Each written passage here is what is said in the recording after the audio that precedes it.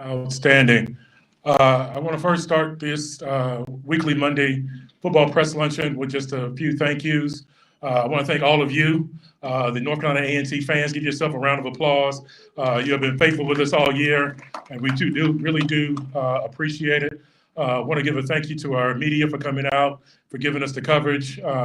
Certainly do appreciate you guys, the TV guys, and all the ones who have been here this year. Certainly want to thank Coach Brown and the players for giving up their gracious time with spending time with us on Mondays, letting you know about the football team. So super thank you to everyone, as this is our last Monday press conference of the year. With all the thank yous out of the way, North Carolina A&T is coming off of a loss at Townsend on Saturday. This week is our season finale, also our home finale, which will be Senior Day. So we will be honoring 19 seniors on Saturday. Our special guest with us here this week is our defensive lineman, Christopher Abraham, and our tight end, Antoine Bell. But before we speak with them, let's speak with our head coach, Mr. Vincent Brown.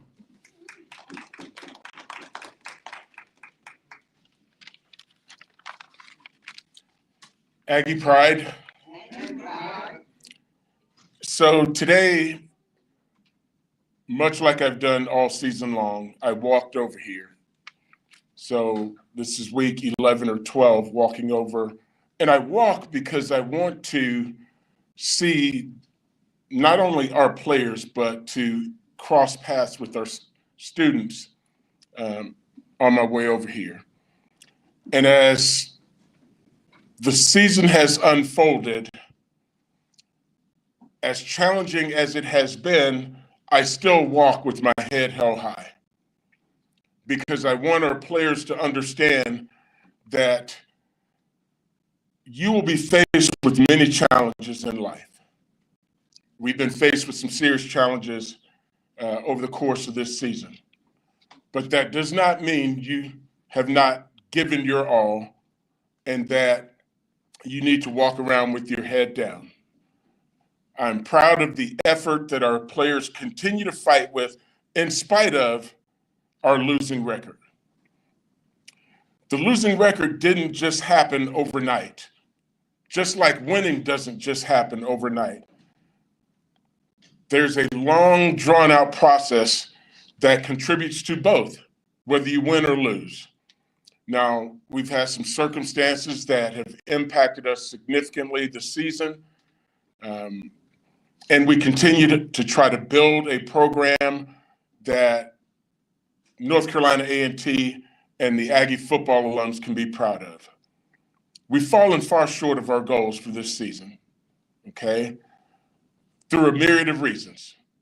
But we're going to continue to build and lay the foundation for the things that we believe will lead to long-term success here.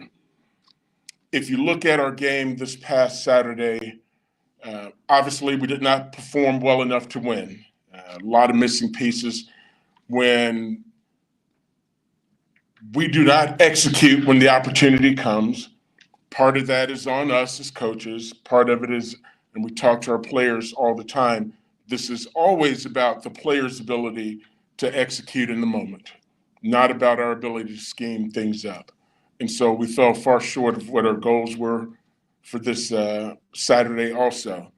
I felt like there were moments defensively after the first couple of drives where they were essentially marched the ball down the field uncontested, that our defense started to put together a strong string of 3-and-outs, being able to get off the field. The fact that we could not capitalize on anything offensively made it very challenging. We had untimely penalties that derailed drives, put ourselves in some very challenging third down situations. And then obviously the turnover on 3rd and long was a pivotal play in the course of the game. I felt that there were some players that really played their hearts out. You know, offensively, Nick Dobson blocked really, really well. The balls that he was thrown, he got positive yardage. Corian Sharp did an excellent job in the run game and in pass protection. You know, Antoine Bell, who's here today, stepped up and showed that he's got some receiving and ball skills. Cortez Lane, true freshman, got his first touchdown of the season. Defensively, again, Stephen Davis had a very good game for us. He's done everything we've asked. He's played safety, he's played corner, he covers kicks for us. I thought Cade Molitor had a very productive game, had 16 tackles. But when we put it all together, we didn't do enough to add up to more than one more point than them. And so, hence, we are again with a loss. So our focus now is on doing everything we can to send our seniors out with a positive victory this coming Saturday. We got kids like Nick Dobson, Jason Ivey, Henry Daniel, Wesley Graves, Aaron Harris, Janai Sumter, Cesar Monaro that have been here through good and have had to endure these last 2 seasons of not so good. But we want to make sure we're doing everything in our power as a coaching staff to send them out with the victory. Talking about our upcoming opponent, Elon, it's probably the best 5-6 team that I've seen in a while. The quarterback is playing at an extremely high level. They have 2 receivers that are very talented playmakers that when the ball is thrown, they make plays. Their running back, number 23, over the course of the last three weeks has close to 500 yards rushing and 6 touchdowns. So you can see the things that they're doing offensively to produce points. Defensively, they're very stout inside. The 2 defensive tackles are hard to move. They're good on the perimeter with their corners, and on the back end, Caleb Curtin's one of the better defensive players in the conference. And so we're excited about the opportunity to be home senior day. We still believe it's a very winnable game. I know our guys are going to come out and play their hearts out. They've done so throughout the course of the season. In order for us to win, we simply have to eliminate the things that cause you to lose games. And then lastly, when you're where we are as a program, there are always questions about what's the future of the program. Are there going to be staff changes and all of those things? We will evaluate, as we did last season, every aspect of our program and look at, is it the what or is it the who? And in some cases, it's a combination of both, what we're calling and who we're asking to make the plays in the moment. So we'll evaluate every aspect of our program, and I will do everything in my power to make sure we put A&T football back on a winning path. So with that, I'll open the door for any questions. Coach, you mentioned Wesley Graves will be honored on senior day. He's currently listed on the roster as a redshirt junior. So does that mean he's going to? Yeah, so Wes has already graduated. He has eligibility left. We want Wes to come back. Obviously, coming off a season-ending injury, I haven't had an opportunity to talk to him about what his thoughts are, but we want Wesley to come back. Will he have a medical red shirt for this season? He will. He only played in 3 games this year. Coach, I know you mentioned Elon. They've had a good stride the last few weeks. Some mixed results in total for the season. What are the patterns you've seen in terms of their high moments and some of their lower moments? Yeah, so if you go back and watch their game against William and Mary a couple of weeks ago, their ability to execute in critical situation has been really kind of magnified here the last few weeks. You know, they had 4th and 17 that they converted at the end of the game to put themselves in position to win it at the end. They threw the game-winning touchdown with 6 or 7 seconds left on the clock. And so, as I mentioned previously, their quarterback is playing at an extremely high level. He's accurate. He's taking care of the football. And then their receivers are making plays when the ball is thrown anywhere close to him.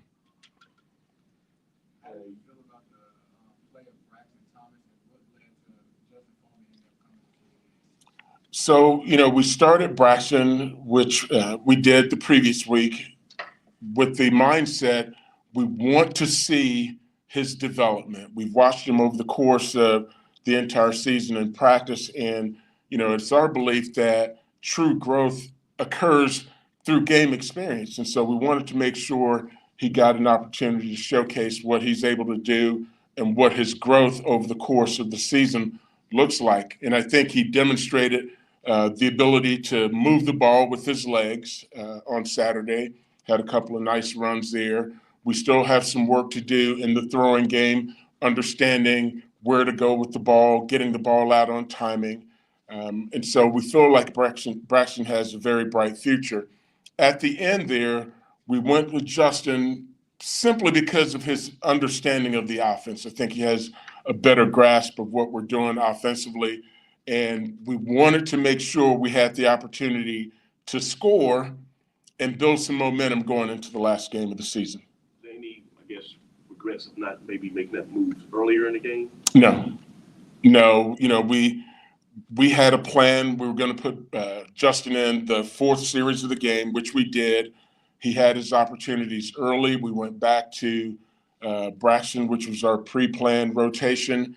And if you look at it, we weren't able to move the ball down the field essentially with either one of them until the last 8 minutes or so in the game. And then, questions probably come up. Well, Coach, why didn't you go hurry up?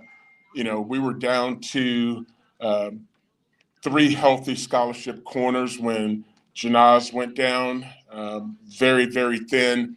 And so when you talk about playing complementary football, it means like you're doing your best to protect both sides of the ball, the defense and the offense. So I felt like we didn't need to go super hurry up early. We wanted to try to get points on the board, and we did. Coach, Elon's had a strong third down defense this year, also strong against the run. What are the factors that you believe contribute to those two things for them? Yeah, the interior pressure, they're hard to run against inside. Those 2 tackles are both very active, disruptive players. They do a good job in their coverage understanding, mixing up middle of the field open, quarters, and man-free and cover 3 concepts. And if you look at their program, defensively, Coach Trish has been there since, I think, 2018. They're very solid and sound in what they do. They have great familiarity. There's a lot of staff continuity into what they're doing. And so they play their brand of football. I know you talked about it a little bit there, the quarterback situation. In terms of this upcoming game, would you be open to sharing the strategy in terms of how you'll play the quarterbacks this week? Yeah, so Justin will start this week, and then we'll roll from there. Is there any scenario where Braxton Thomas, because I know he's already used his 4 games, so he's pretty much off limits now for this Saturday? I think so. Looking at where we are long term, I think it would be for his best interest and ours if we did not play him unless we absolutely had to. And with Justin Fomley about to graduate, exhaust his eligibility, would it be safe to say that Braxton is like the leader in the clubhouse going into next season for the quarterback position? Well, I can't say that right now. Kevin White was the starter before he got injured. We expect KJ to come back at some point during the spring. We'll have an open competition for the quarterback. Obviously, we're going to have to replace Justin. So we're going to look at finding the best option available to replace Justin. And then, we'll let the competition play itself out. Coach, in terms of this game, somewhat of a local feel with Elon not too far away here. What are your thoughts on this game kind of emerging as a CAA rivalry, if you will, 2 teams that are kind of neighboring here? Yeah, well, we want to make it a rivalry game. Last year, it wasn't much of a contest.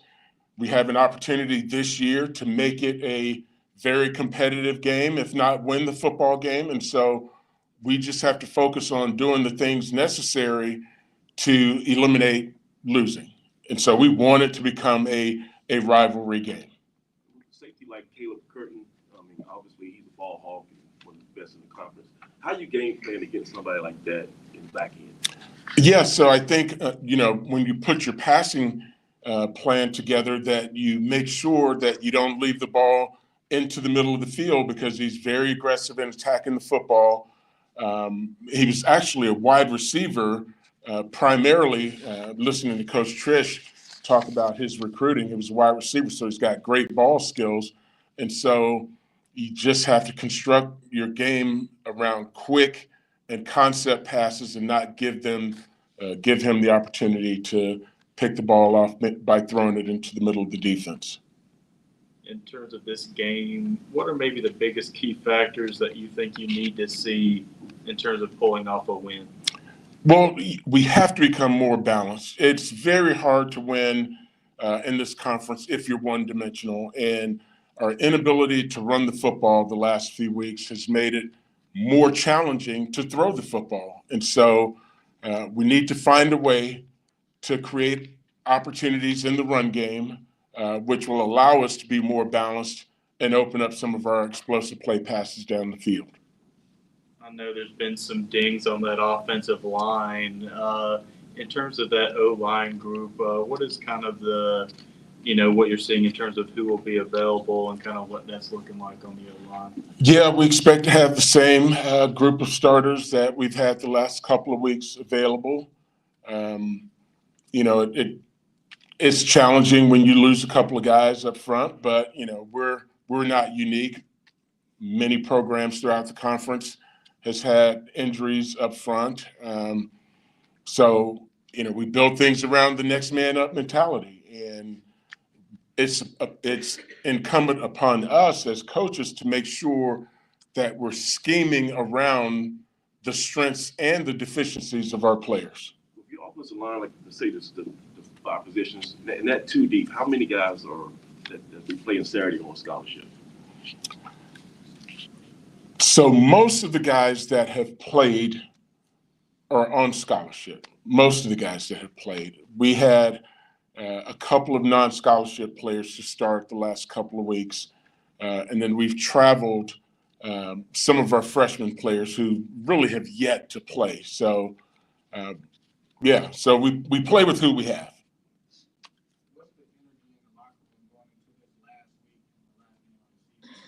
Well, I think our guys have been unbelievable in their focus on playing the next game and not worrying about what happened last week. So the energy has been positive.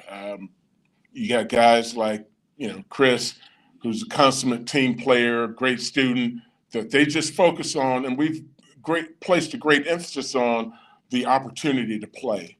And that, we only get 11 or 12 opportunities each year to play the game. And so our last opportunity is coming up. And as I shared with our team, to look around, because, in a couple of weeks, this team is going to look very different.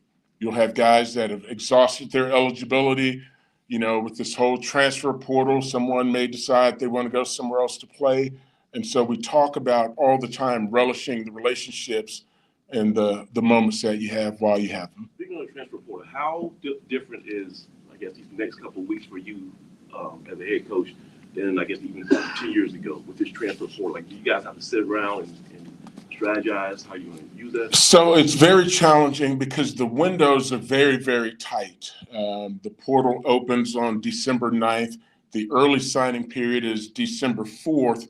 And so if you look at holiday weekend, Thanksgiving, dead period coming up right before the early signing period, it leaves just a couple of days in which to try to get out on the road and see players that may be potential mid-year enrollees. And then you have the end of the semester coming up, in which a lot of kids, you don't even have their final transcripts yet. So it'll take a little bit of extra effort on our parts to make sure we've done our due diligence, to make sure we've got the right kind of kids coming in that academically they can succeed here. And then we're going to rely on some help from our campus partners to help us, get some of these kids into school. early signing period a big focus this year? It is. It is. You know, we'll lose some young men after Saturday whose eligibility is exhausted. And, you know, my belief is the sooner you can get the new additions into your program, the better off you'll be. The opportunity to go through a winter conditioning, to go through spring practice. So you're not limited to the 6 weeks that you get them during the summer before training camp starts. After that South Carolina State game, Cameron Downward's production kind of went down. What can you say towards that? Why he didn't even touch it? Yeah, so we felt like Blizz's production went up, and so we've always kind of looked at who do we have and who's going to give us the best opportunity on a week-to-week basis. And Cam played a significant role in Saturday's game. He played 20, 23, 24 snaps. He just didn't get to carry the ball as much as we would like. And if you look at our overall production run game, you know, you could have had Wes or Kenji back there. And, you know, we didn't block well enough up front. And so, you know, we didn't have a very productive run game. Speaking of Kenji, do you have a feeling either way on his chance of return next year? Yeah, we expect Kenji to be back. We want him back, and we anticipate him coming back. Also, I know you said you're going to evaluate everything, including your coaching staff. How do you weigh like the importance of continuity versus looking at the records and saying, I might have to blow this thing up? Like, how do you make that decision? Yeah, continuity is very important. You know, I mentioned this a couple of weeks ago. You know, continuity, consistency in what you're doing are bedrocks for most successful programs. But we always look at, or I always look at, are we doing the things necessary to give our players the best chance to succeed? And the same thing that I'll do at the end of the season. We'll look at what we're doing. Did we put them in the best position? Did we utilize the strengths of our players to the best of their ability before making any kind of decisions? You mentioned the walk that you go on campus. Would you be open to sharing, I guess, where you walk from, how long that walk is? Oh, it's a very short walk, literally right down the street there. But it gives me an opportunity to get out. You know, and in football, most of the time, coaches, we're siloed into our offices. We get in at 5 o'clock in the morning, and the only time we really leave is to go to practices and meetings. And then we're there till 9, 10 o'clock at night sometimes. So you don't oftentimes get a chance to get out and interact with the people on campus. During that walk, like hypothetically speaking, you encounter someone, they say, hey, Coach, I'm a big supporter. I believe in you. I want to look forward to next season. You know, what would you tell them to be optimistic about? Yeah, I think, and there's some great supporters here. I get so many encouraging emails along the way that say, keep the faith. Coach, we believe in you. You're laying the right foundation. And to me, those are the things that are important. Are you laying the right foundation?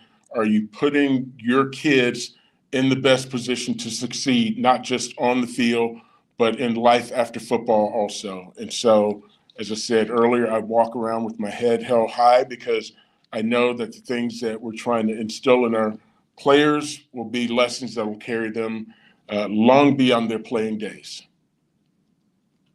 Thank you, Coach. Appreciate it. Yep.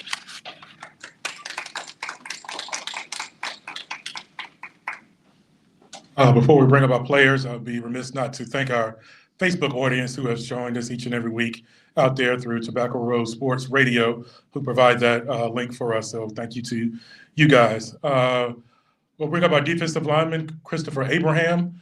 He'll give us his name, hometown, position, and major, and then the floor is open for questions. Chris.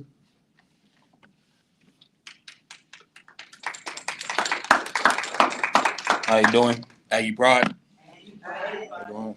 Christopher Abraham, criminal justice. I'm from Charlotte, North Carolina. I'm a redshirt sophomore.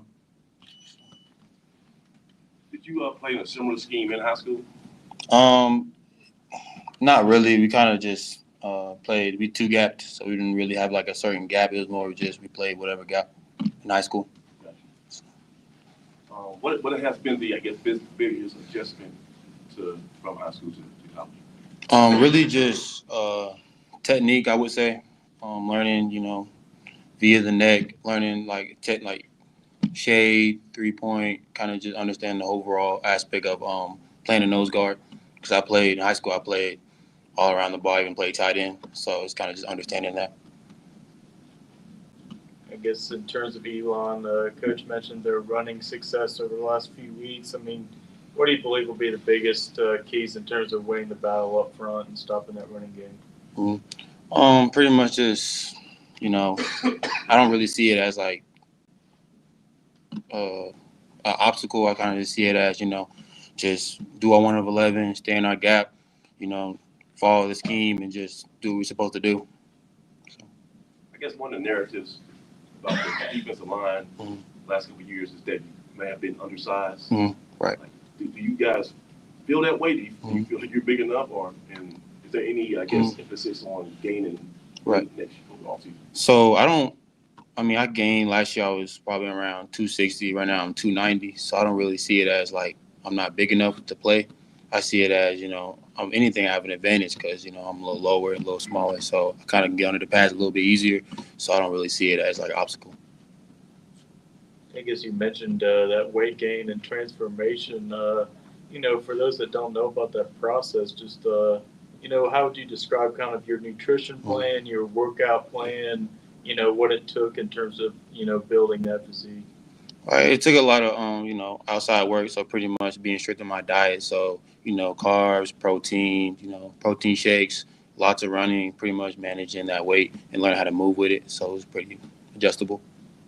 In terms of the diet, what were the biggest changes that you made, from what you were doing versus, what you've been following and stuff like that? So no fast food, no, soda, sugar, like strictly like, steak, mashed potatoes, rice, chicken, stuff like that. How long has that discipline been there?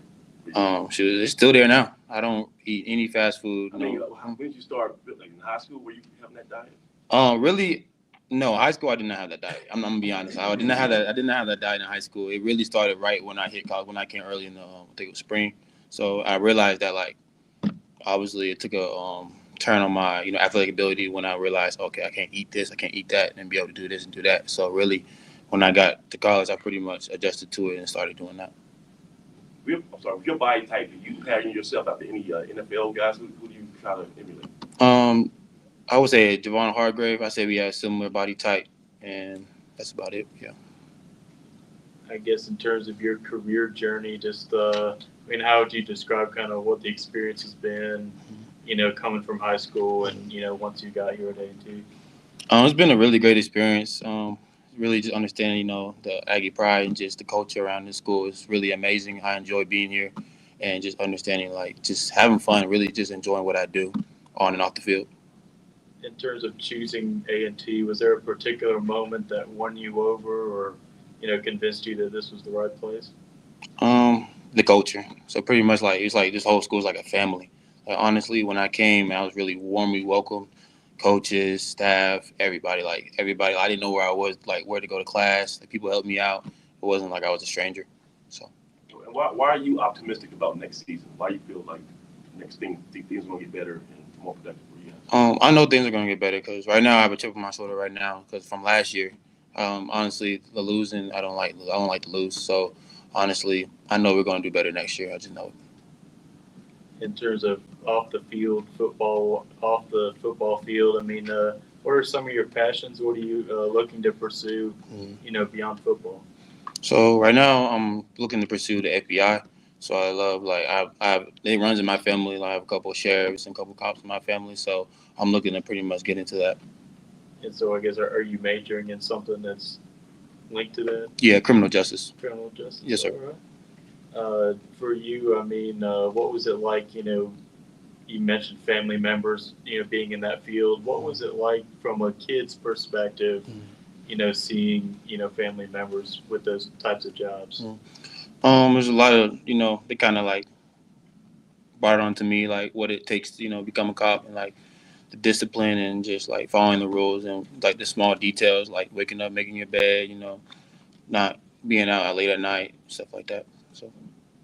In terms of being a defensive lineman, what has it been like playing for Chris West, and what's it been like interacting with him? Oh, he's a very great coach. He's taught me a lot of things like not even just on the field, off the field, like life and stuff like technique and other things, like having really more knowledge of the ball and just understanding and pretty much listening to him. So yeah, he's a great coach. Thanks, Chris. Thank you.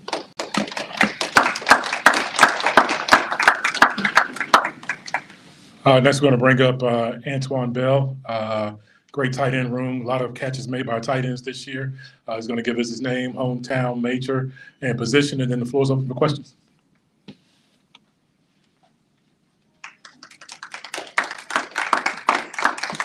Good afternoon, Aggie Pride. My name is Antoine Bell from Charlotte, North Carolina, major in psychology, position tight end. So that was a I sequence there on Saturday. You caught a pass, celebrated, put the ball down, got called for a 15-yard penalty, went to the sideline, coach laid into you. Next thing you know, later in the game, you go back in the game and you score a touchdown. And coach gives you a hug. Can you just describe that, good cop, bad cop, that dichotomy of being chewed out and then celebrated and coach still sticking with you? I would like to say, Coach Brown, he did it's all constructive criticism. I didn't really feel like I was doing a lot, but you get caught up in the moment and sitting out for so long. You get that chance to showcase your ability. You kind of feel good about yourself. And when he said what he said, and I really said, okay, coach. I would never just get down on myself sad. It's always next play. I can always get those 15 yards back. Later in the game, I can score that touchdown. I just went on the coach and said, Coach, I really didn't mean for that plenty to happen. The flag was excessive. I say the ball I didn't really mean for the ball to flick like that. It wasn't intentional. I say, and just he. But did it show that he had trust in you? I thank you for giving me another opportunity, because he could have easily said don't put him back in the game for that or something like that. But yeah. I guess for you, in terms of your journey at A&T, just how do you describe kind of what your career's been like? It's really been a journey. Coming out of high school, I was really receiver, hybrid, tight end. Coming from Western Carolina, I went in as a receiver. Things didn't work out there. Moved to tight end there. Coming out of tight end there, kind of had some experience from two coaches that gave me a lot of knowledge. Came here and things was just it wasn't. I wouldn't say it was bad, but I had got injured my first year here, and I wasn't in the right mental state, I would say. I kind of didn't feel like I was alive, I would say, because when you don't play, you redshirt your freshman year, sophomore year you get hurt. That's 2 years you're not playing on the field, mixing that action. So now that I'm on the field, that I've made those plays, hopefully Coach Brown continue playing me and get to show my ability. How difficult was it to make the adjustment to being a blocker, more of a blocker than a receiver? It was difficult, I say, because it's not just about hands on and stuff. It's things to get the hands on. You got intentional steps. Got eyes in the right place. You got to put hands in the right place. So it's all those fundamentals and techniques that you have to learn. And my position coach, Stephen Barnett, he does an amazing job of staying on me and coaching me up and making sure that I'm doing what I need to do. I guess for you, you mentioned some of those trials you had and, having a big moment, so to speak.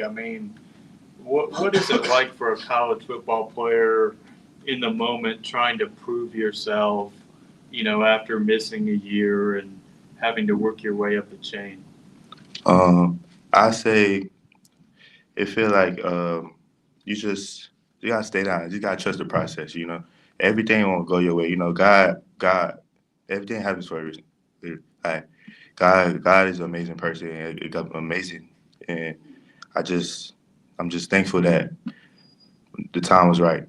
That's all I can say. You know, when my number was called, Coach Brown always talks about next man ready. You know, next man up mentality. So when my number was called, I was just thankful that I was be able to get the job done. We have some athletic wide receivers, Dobson, Rucker, and yourself. Who would you say is the most athletic of the group? Uh, we talk about this about every week. I ain't gonna lie. Between me, us four, me, Josh, Brooke, Nick, I say I give it to my boy Josh. I shout Josh out because he don't really get a lot of recognition, you know. But that boy, if y'all seen what y'all if y'all watch the spring game, that boy he can make some plays too. You mentioned psychology, your major. Who are maybe your biggest influences in terms of your thought and attitude toward life? I say like Malcolm X because you know he really was a powerful male, and I coming from somebody who never had like a real father figure, you know, it's kind of hard to figure out life when it's just you. So understanding him and seeing what he did for the community and for the people, I really just looked up to him for that. I guess you mentioned not having a father figure in your life. I know football, often is, a male sport, so to speak. I mean, how were you first exposed to football, and what have been maybe the biggest benefits for you playing football? I was first exposed to football when I was about 4 years old. I always been athlete in the sports since I was 4 years old: football, basketball, baseball. Um, so dealing with a lot of males in different backgrounds and stuff, you learn a lot. And from the males that I've encountered with in my life, I want to say I'm grateful because a lot of them took the time to get to know me, but a lot of them they went the extra mile, and the ones that went the extra mile, they got me to where I'm at now. So I want to thank them. Do you have a off-season plan on how you want to develop as a player and I guess as a person over the off-season? Yeah, I want to, of course, get bigger and stronger because you know it's when you play in a CAA conference, you know the D line I go against, they're kind of stocky and short. So you know I gotta be able to move them off the line, give them good knockback instead of them knocking me back. Because you know I'm kind of not the same size as them. You know I'm kind of undersized, under to like a 290, 300-pound D lineman. You know I had to just grind, and off season is just dedication and put hard work. That's all it is. What is your ideal, I guess, playing weight? My plan, really, really work out and eat the right things. Like Chris mentioned, he said no fast food. I kind of started that last off season when Coach Brown told me I needed to get big and stronger. I was at like 215 last year. I came in back at like 235. So I used those kind of tools, just eating carbs and cutting back on a lot of fats. So that's what I think I might continue to do, and also just max out, just go hard in the weight room because that's all it is. When it comes down to it, late in the season, we deal with injuries and stuff. So building your body up and beforehand, so when your body get them knocks and bruises, you can still be able to go later in the season. Y'all have a team nutritionist, correct? Yes, we do. How has she helped you guys with some of those nutrition plans? Oh, ever since Miss Watts been here, she's been doing what she's been needed to do. She's been helping us a lot. Last year we didn't really have a nutritionist, so this year it's been impactful, effective because she gives us a list. She texts us to stay what we need to eat, when we need to be eating, or what time we need to be eating, and it's just great that we have somebody who stays on us and make sure that we get those body fluids and those nutrition things that we need. And so I guess, does that staff give you daily plans, stuff like that every day pretty much? Yeah, it's all on us at the end of the day because only you can. So you can do what you want to do at that point. But when we come in practice in weight room, we have everything we need. Everything we need to take, everything that we need to reach that uh achieve that higher level. And it's just at the end of the day, it's just all on us. Gotcha. So, basically, she's the coach. She'll give you the play, but you've got to run it. Yeah, that's all it is. Thank you, Antoine. Great job. Appreciate it.